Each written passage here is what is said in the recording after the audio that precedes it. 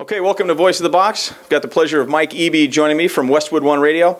Mike, you've got a pretty cool role, cool being a good term, within the radio business. Instead of me explaining it, maybe you could explain your role, how long you've been doing what you've been doing with Westwood One Radio. Well, I'm the director of sports for Westwood One Radio. I've been on the road now, I guess, about 10 or 11 years. I go out and produce the different events. We do about 56 games a year, and we go on site to about 4 or 5 games every weekend, and I'm one of the producers that's lucky enough to go out and make sure the broadcast happens, bring it together. It's a lot of prep during the week. Game day, obviously it's a little crazy, but we get it done.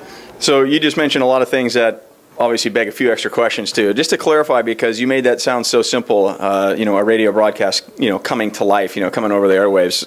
When you say produce, just an example of what your game day is like, rather. We'll talk a little about the prep maybe just in a second, but what time you get to the stadium and what actually happens in a two-man radio booth. You've got your play-by-play and your color, and who else is in the booth and what's going on? It's a lot. Do we have 10 minutes, 15 minutes here, Matt? No. We'll cut it down to maybe 30 seconds. No. I don't want to simplify my role here, right. Matt. But no.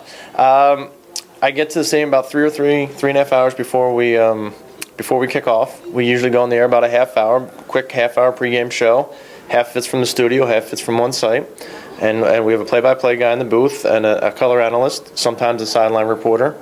I have an engineer in the booth with me. He sets up all the equipment, makes sure everything technically is sound. Right. I make sure that everyone is in sync. I make sure that the commercials air, that all the sponsors, their mentions get read on the air. That's obviously number one and important. Yeah, paycheck is good. That's right.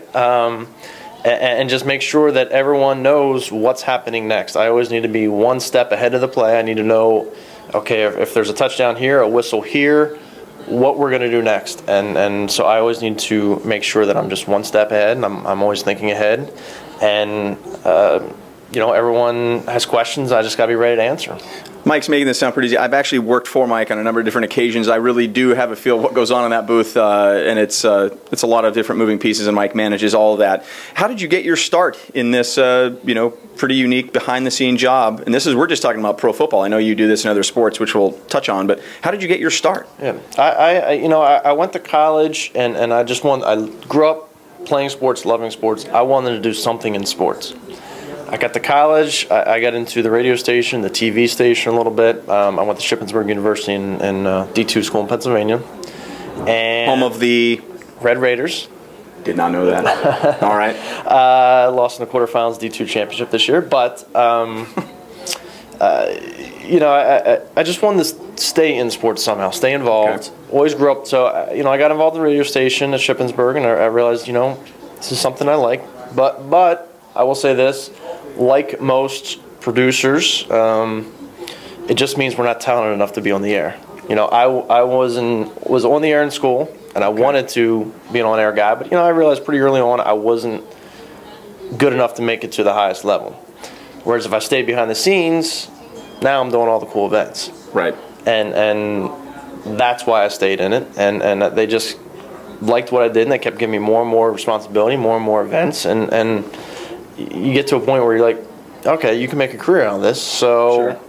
Let's just give it a shot. And I've had so much fun, and I've seen so many things and done so many different things. It's experiences I'll never forget. Now, a great leadway into another question. You've got more responsibilities over the years, and you've got, I think you said 56 games. That's both the college and the NFL schedule. What other sports, when football season's over, Mike Eaby does what with Westwood One Radio? Mike Eaby's schedule is a little crazy this year because we have the Winter Olympics. Okay. So I will do either the NFC or AFC championship game, okay. And a week and a half later, I'm actually missing the Super Bowl this year, which I try not to do, but I'm missing it for the first time in 4 years because I need to go to Vancouver. Got it. So I will be in Vancouver for 4 weeks, coordinating our Olympic coverage. Okay. And I come back from Vancouver March 1st, which leads us right into March Madness. So I've got the NCAA tournament. I'll be on the road there a couple weekends in a row. And the man is busy. Then I'll be at the Masters. So it just doesn't stop. What advice was given to you either, back at your D2 university, home of the Raiders, I believe you said, that maybe has stuck with you, that's, resonated, that you would maybe in turn would, impart to someone else that's looking to perhaps get into radio production of some capacity? The one advice that stuck with me, we had someone come in my freshman year from a local TV station, and while I don't condone everything he said, Right.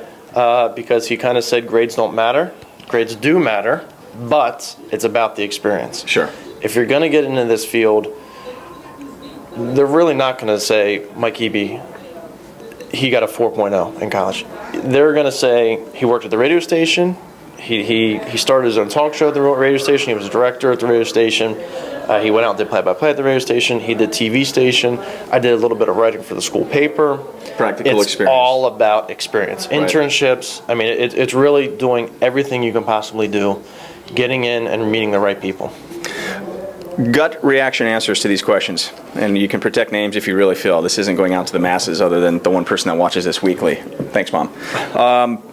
Easiest broadcasters to work with and why? There are a lot, I will say that. There are several, Matt. Ian Eagle, one of the greatest guys in the business, one of the nicest guys in business. Bob Trumpy, I miss him as a color analyst. Right. I know you've worked with him as well on Sunday nights back in the day. Love Trump.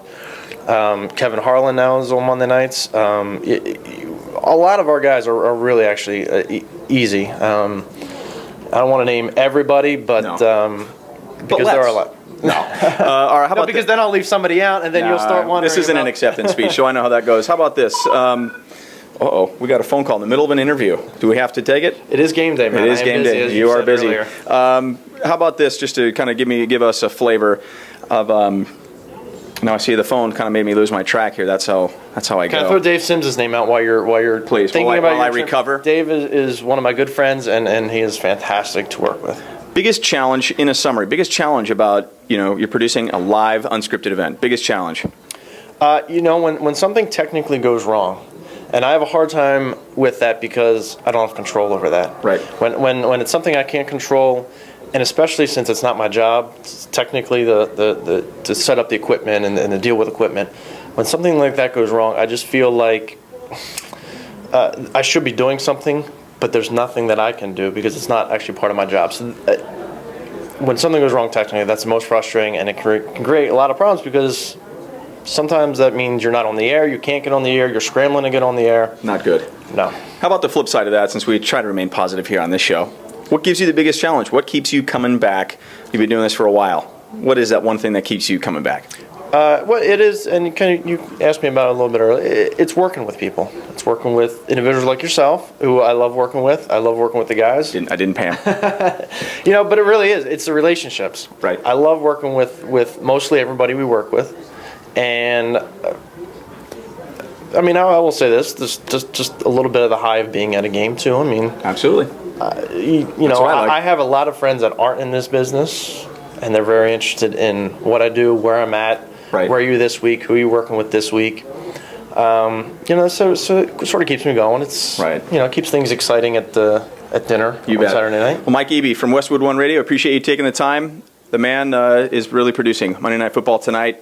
Check him out on Westwood One Radio. You'll hear his name probably at the end of pretty much every broadcast you do. That or when they make fun of me during the broadcast. All right, hopefully that won't happen. Mike, thanks for taking time right here on Voice of the Box. Appreciate it.